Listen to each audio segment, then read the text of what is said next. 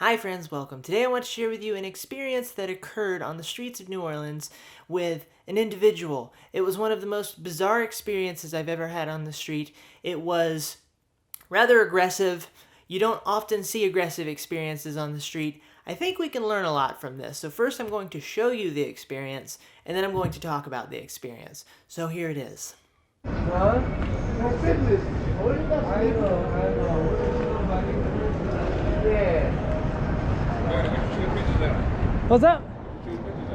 I'm a street photographer. Oh, so you do street photography? Yeah, I do. I take photos of interesting people. I think you're very interesting. Really? Yeah, you mind if I take a photo? Camera though. All right, that's fine. Now, listen, I just want, don't turn. I won't Stay turn. like that. That's fine. That's all Now, right. so you film interesting things. Yes. So I'll put some out there very interesting and positive to the world. All right. Right, but turn it off for a minute. All right. Oh, you said turn it around? No, turn it off for a minute. Turn it off. Oh, I'm not going to turn it off, bro. Okay, keep it on. Yeah. Now, I won't point it towards you, though. Okay. And I got the message for the world. All right. Now, because I do something respectable, having one over here, Uh-huh. can you help us out? I got nothing for you, brother. Well, I got white people money. Okay. I'm the rapper who took $1 million from white people. Check me out. All right. Can I take your photo, though? I'll turn. You ain't got shit for me, nigga. Yeah, Don't play with me right now, bro. I don't. Hey, back up. No, you back up. Don't put your camera on me. Come on out of here. I will. Get your bitch ass on. Yeah, Get you your bitch get ass a on little with the aggressive. bullshit. I will put Get my your bitch camera ass on on. you. If you on some bullshit, you know you're. Back up. There you go.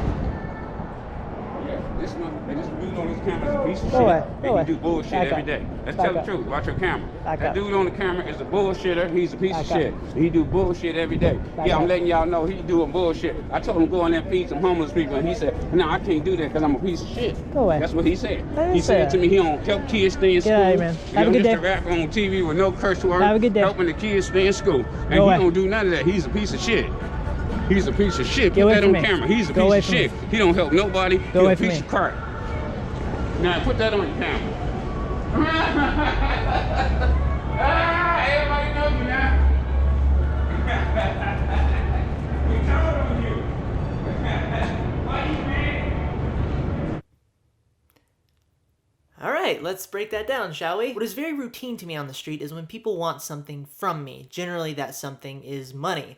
And I combat that whenever I'm interacting with other people on the street to not make them think that I am trying to get money from them. It's a very pervasive thing. That was the routine part of this interaction.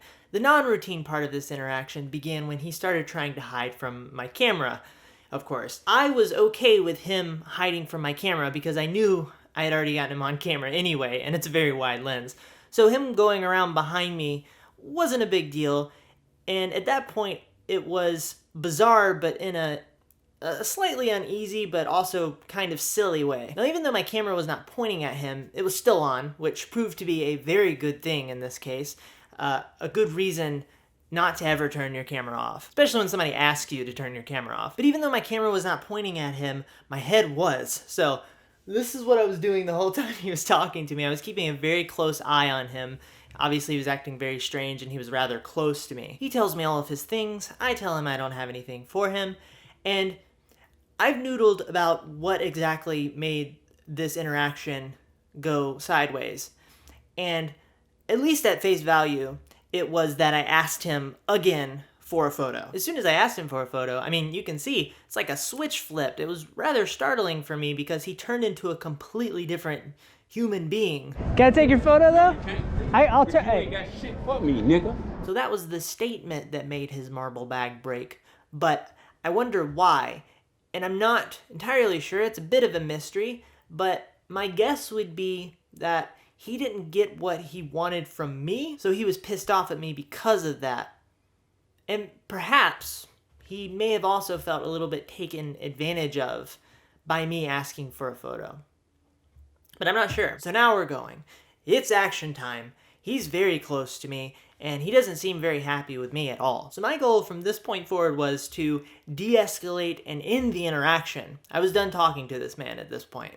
He had crossed the line. Everybody has a threshold for what will make them get into a physical fight with somebody, there are some people that threshold is not very far from neutral, if you will. And he struck me as somebody whose threshold was not... He seemed like he had a rather short fuse, and it wouldn't be hard to make him want to actually fight me. So if I would have gotten angry with him, as many people have the tendency to do, whether it's on the basis of self-control or feeling disrespected by the other person, I think most likely it could have gotten him there very quickly. I wasn't interested in getting into a fight with this guy. Nobody wins in a fight. So the moment he got in my face, my business with him was done. My approach within that was to be in control of the situation, be non-combative, but also be assertive with him. And my message was very simple. We're done here. Go away from me. I think it worked pretty well. I think... Have a good day. Helping the kids finish. I think I got the basics. I'm not angry with this man. I love this man. I wish the best for him. I hope he gets help. With people like this, the proper response is not to call him a moron and be angry with him and pay attention to his external expression. It's to pity him, because whatever's causing that is his problem, and he needs to fix that problem in himself. And I hope he does. There's a quote from one of my favorite movies called John Q. I don't know if you've ever seen it. It has Denzel Washington in it. His son went in because his heart was failing. He needed a new heart. Great, amazing movie. His wife has a wonderful line. He says, I would tell you what... She was talking to a doctor, I believe. I would tell you what I think of you, but I'm a Christian woman. So, I guess that kind of relates to the situation. Now, what could I have done better? I do wonder, this is a bit of an alternate timeline we're going down here. What if I were to stand my ground a little bit more, send the message that you don't own the streets, I'm not going anywhere, you know, even though you're getting in my face, I'm not going anywhere, you don't get to do this to people. That's a healthy message to send to someone. That could have had some good benefits, which is the definition of a benefit. Bad benefits. But of course, that does run more of a risk of starting a pointless fight.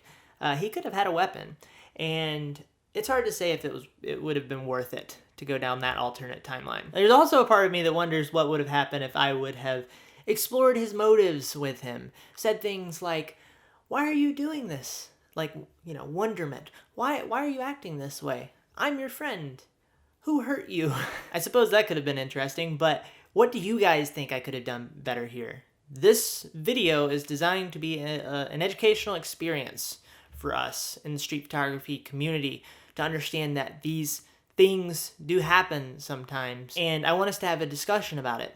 And I want us to understand that these things happen and understand how these things happen and not be scared of these things, but know how to respond when they do happen. We could come up with a story in our head of some sort of altercation that could occur while we're on the street, but what will really happen will most likely differ from that quite a bit. And this is a pretty bizarre situation, like I said. I would say a less bizarre and more understandable situation would be if you took a photo of somebody, candid style, they saw you take the photo, and then they got mad at you for that and like chased you down or something. That's more of an understandable experience. This one was kind of odd because I was being friendly to the guy, and once again his marble bag ruptured. So to put a bow on this and reiterate, we should pity this man. It is a set of issues within him that caused him to respond this way, and I don't believe that anger is the appropriate response to that. And let's not only learn from this interaction for street photography purposes, let's learn from him as a human. What makes a person get to this place where they're